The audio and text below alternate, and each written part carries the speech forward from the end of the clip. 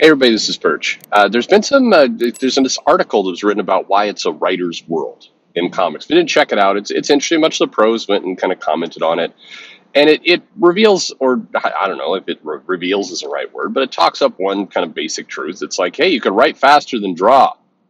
I'm really pure. There's a lot of good information in the article, and some good people contributed to it. And it was good to hear pros talk about this stuff and kind of admit some of the challenges of how the comic industry works and how where there's difficulties to get over, as opposed to just trying to dunk on people like the comic industry is better than ever. It's nice to see some actual analysis, right? This is it was good. I just had to chuckle a little bit because some of the responses from people like, "Oh man, I never thought about it that way." Like, you never thought that drawing a page was would take longer than writing that page, especially if it's a splash page. Like, Spider-Man is swinging through the city. It's a sunny day, and he's looking for crime to solve. There you go. I just wrote the page. Now, let's get an artist to draw that. It's going to take 2 days. I don't know. That part just made me chuckle a little bit. But are artists being held back? So here's a mail from a viewer. The mail says, "Howdy Perch, love your videos." Thank you. I'm currently reading through One Piece. The people who complain about being too long need to stop being little bitches. 100%. I always love that. There's not enough good comics to read. Oh, here's one that will take you like 3 years to read. No, it's too long. Like, what do you want? I feel like the big arguments here, it truly is that relatively small group of people who was super into like the the Youngblood spin-off comics. The ones that I don't know, they just didn't seem to last more than 3 or 4 issues, and that's the audience now. It's like we like our comics short. I don't know what I'm saying. Anyway, yes, you should be, yeah, absolutely One Piece. I've gotten to the Impel Down to Marineford arcs. The art in those arcs, specifically in Marineford, is bonkers. It's double-page spread after double-page spread on the grandest of scales. And while I was really enjoying myself, I thought about the American side of comics and got a bit sad. Yeah, I got a bit sad, too, about the American side of comics when I was reading that arc. As I've done videos in the past, and no, I'm not one of those, all manga is superior in every way. But the Marineford arc, the Impel Down Marineford arc, both of those leading up to that is some epic ass storytelling. I'm sorry, that is tremendous strength in those arcs. It blows me away. Yes, the art is amazing. There's double page spreads with tons of detail and lots of stuff, and it is this insane battle that goes on. But the writing quality is just really, really solid. Anyway, let's continue with mail. It says, to give a little more context, some time ago, there was a manga page from a ping pong manga floating around that even Brett Booth shared. While I couldn't find the page, it consisted of 4 panels with one big and intense figure breaking through them. A simple ping pong match looked like a life or death situation, and every artist that has worked with an American company was jokingly throwing in all the reasons why they'd never be allowed to deliver such a page. Anatomy breaking, panel borders, not enough going on the page, etc. So my question to you and the viewers is, what can be done so such constraints are at least lessened, if not eradicated? Personally, I'd love to fire all of the new generation editors and writers that aren't working on a comic book story, but on a story that happens to include pictures. But there has to be less scorch the earth and rebuild afterwards path. And I think there is, but the thing that's needed for it is communication.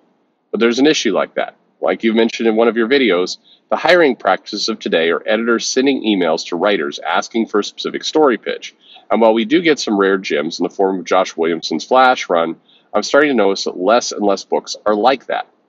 So if a link is broken and the link between the artist and the writer is also broken as to where the artist just receives a script that's dead set on having 4 panels per page, then I'm afraid we'll never get even close to the grandeur of Marineford, and we'll keep getting books filled with flat angle city scene dropped from SketchUp that spans 22 pages.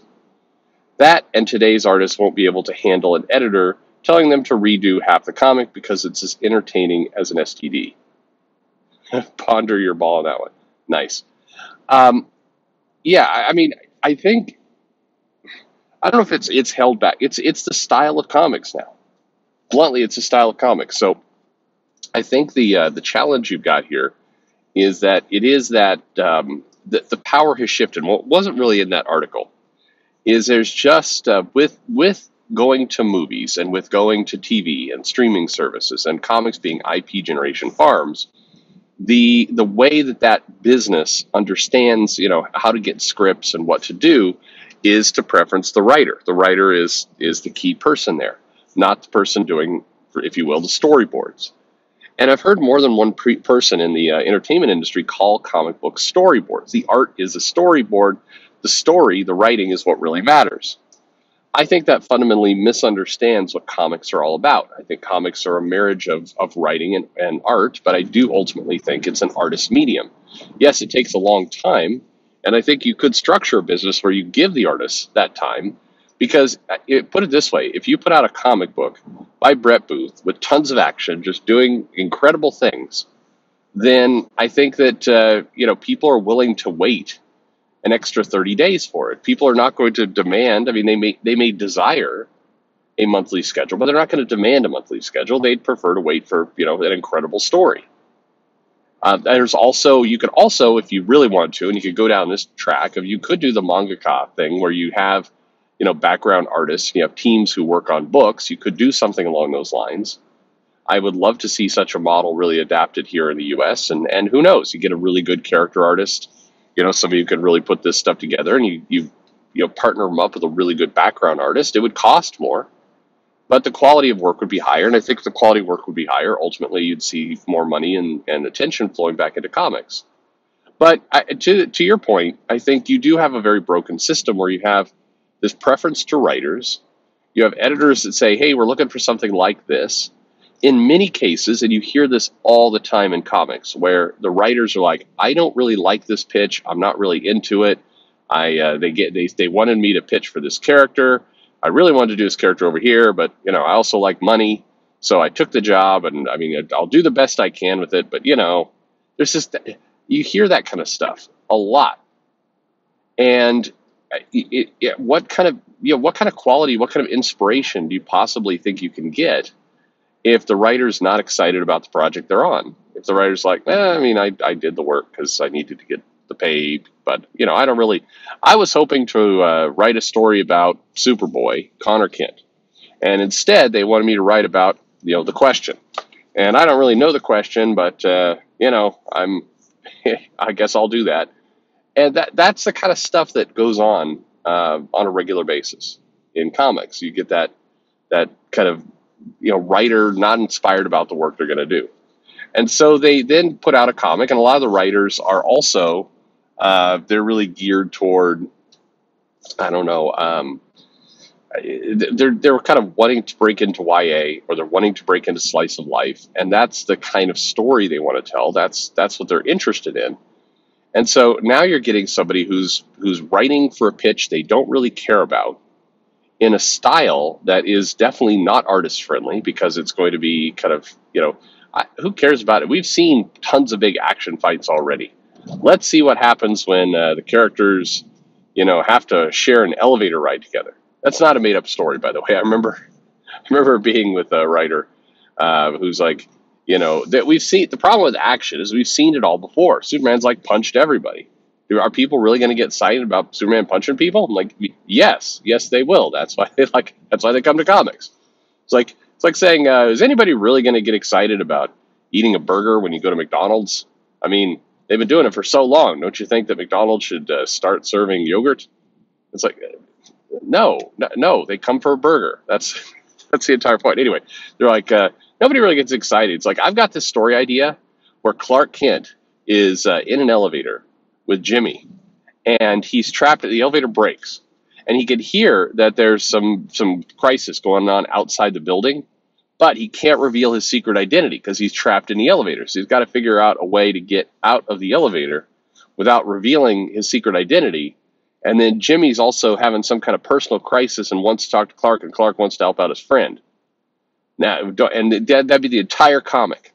It's all set in the elevator. And I remember I'm like, oh, that sounds awful. I mean, sorry, that just sounds terrible. I mean, funny as a bit that you tell somebody over drinks, But in terms of a comic they're going to charge $4.99 for, no, I don't think so. I think that's going to no, I wouldn't do that. Or at least you do that if you really have a great story to tell.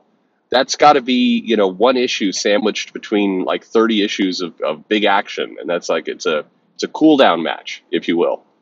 But anyway, that's the kind of stuff that goes on. So I do think that the artists are.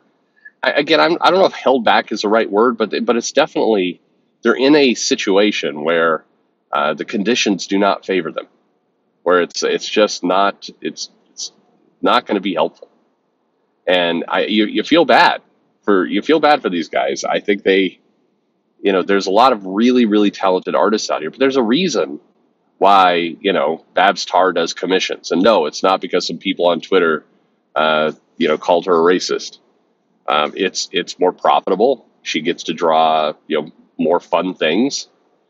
There's a reason why a lot of these artists go to covers. Yes, it's in some cases it's better money for ultimately less work, but it's also like, it maybe J. Scott Campbell or Art Adams does not want to sit for, 2 weeks and draw, scenes of, Peter Parker talking on his cell phone and eating breakfast and getting in a cab. Like that's not a good use of their time. And they're at the station and the point in their career where they don't have to put up with that shit.